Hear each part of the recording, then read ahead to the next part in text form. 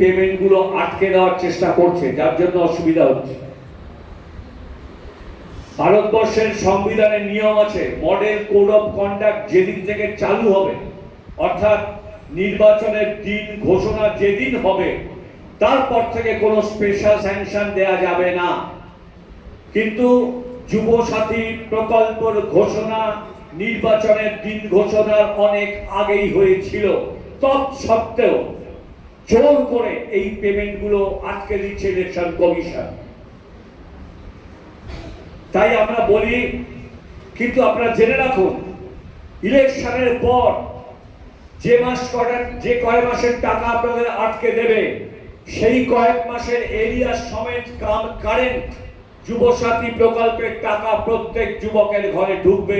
এটা পার্টি এবং সরকারের সিদ্ধান্ত। যতজন যুবক অ্যাপ্লিকেন্ট আছেন আপনার ওয়ার্ডে, প্রত্যেকটি যুবকের সাথে যুব সংগঠন এবং পার্টির পক্ষ থেকে যোগাযোগ করুন। কতজন অ্যাপ্লিকেন্ট আছে তার তালিকা আপনাদের কাছে আছে।